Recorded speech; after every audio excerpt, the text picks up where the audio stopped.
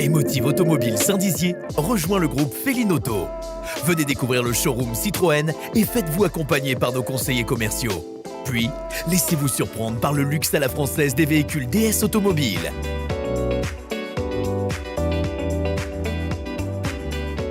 Pour tous vos besoins en réparation, un atelier est également à votre disposition. Rendez-vous dans votre concession Emotive Automobile, zone commerciale du Chêne Saint-Amand à Saint-Dizier.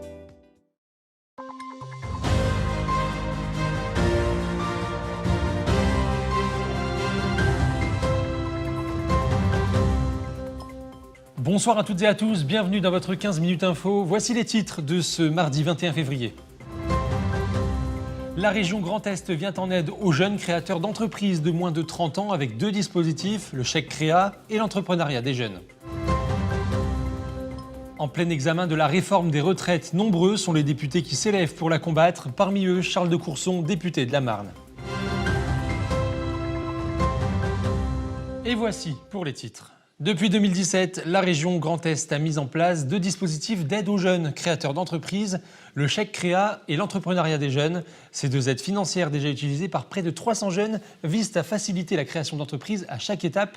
Un reportage de Justine Brasier, Antoine Regnault et Brigitte Maestrassi.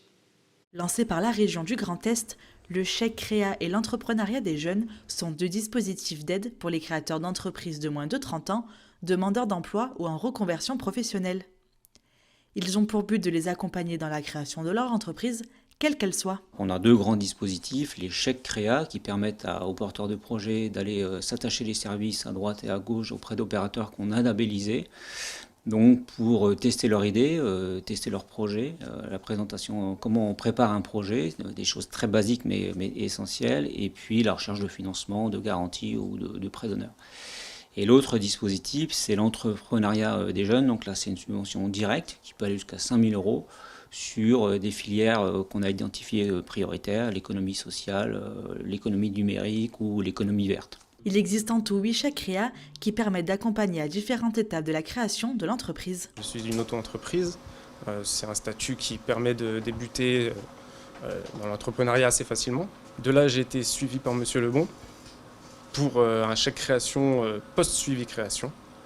Donc il m'a permis de vérifier que tout mon business plan, tous mes chiffres étaient corrects et surtout de me permettre de créer en fait un dossier pour l'entrepreneuriat des jeunes. Pour accéder à l'aide de l'entrepreneuriat des jeunes, il faut faire sa demande en ligne sur le site de la région. Les dossiers de candidature seront ensuite examinés par un jury pour pouvoir être lauréat de la subvention. C'est un dossier qui est assez complexe, où ça demande quand même pas mal d'informations, de concentration, de précision.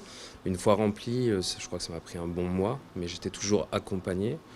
Je suis allé passer un examen devant un jury à Metz, et donc j'ai été lauréat, et donc j'ai eu le maximum de la subvention, donc 5 000 € pour des jeunes entrepreneurs.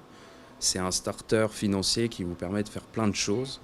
Et donc, il était quasiment inévitable pour moi. Donc, ça m'apporte aussi une grande sécurité dans le démarrage de cette structure. En plus des aides de la région, dans certaines parties du territoire, d'autres dispositifs d'aide à l'entrepreneuriat sont mis en place, notamment par la communauté de communes des Portes de Meuse, pouvant aller jusqu'à 7 000 €. La Codecom alloue une aide en fait en 3 parties, donc avec un plafond pour toute entreprise qui est en nouvelle création. Donc du coup, il y a un seuil pour une création éventuelle d'emploi quand on crée une entreprise, donc pour l'accompagnement à la création d'emploi. Donc en l'occurrence, moi j'ai eu cette aide vu que j'ai créé un emploi d'apprentissage, donc j'ai une apprentie avec moi. Il y a aussi une petite aide sur la création elle-même d'entreprise pour l'entrepreneur et aussi pour l'investissement matériel au niveau du local. Donc, il rembourse une partie des factures, à l'occurrence d'une certaine somme, du coup, pour aider l'entrepreneur à payer ses factures réelles sur, par exemple, voilà, ici, j'ai fait les plafonds, j'ai fait les sols, les carrelages, les peintures. Donc, toutes ces factures qui sont quand même relativement lourdes ont été aidées par la Codecom. Cette année, 2 jurys sont prévus pour l'entrepreneuriat des jeunes. Le premier le 13 avril avec une date limite de candidature le 5 mars et le second à la rentrée 2023 avec une date limite de candidature le 2 juillet. Et notre chiffre du jour, 48, c'est le nombre d'emplois qui devraient être supprimés chez Ferro à Saint-Dizier dans le cadre d'un plan de licenciement économique. Les postes supprimés seront connus demain à 9 h. D'autres informations sont à venir dans nos prochaines éditions. Député de la 5e circonscription de la Marne du groupe Liberté indépendant Outre-mer et Territoire, Charles de Courson n'est pas un député comme les autres. En plus de détenir le record de longévité à l'Assemblée, ce dernier s'est fait remarquer récemment en demandant la suppression des régimes spéciaux parlementaires alors que la réforme des retraites fait débat actuellement. Nous lui avons demandé son avis. Écoutez. Elle est injuste et qu'elle n'aborde pas le problème de la nécessaire réforme des retraites par le bon côté. Je m'explique. Elle va porter cette réforme sur les gens qui ont commencé à travailler tôt.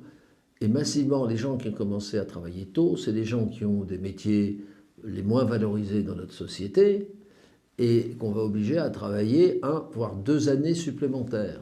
Ceci n'est pas juste. En plus, il n'y a pas de politique pour les seniors. Là, le fameux article 2, la politique des seniors, dans ce texte, c'était tout simplement de faire un index senior. On ne sait pas ce que c'est que l'index senior. On disait aux partenaires sociaux, débrouillez-vous par branche pour définir l'index senior. Et puis, il y a une troisième raison qui est qu'il n'y a rien sur ce qu'on appelle les droits familiaux.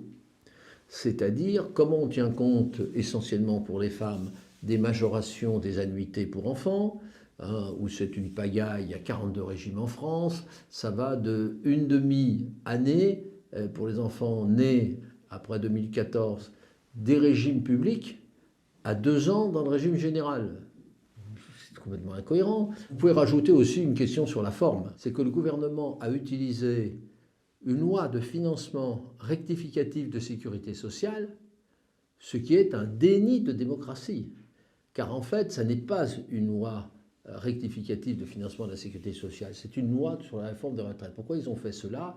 Pour enserrer les débats parlementaires, 20 jours pour l'Assemblée nationale, 15 jours pour le Sénat et 15 jours pour la navette et les votes finaux.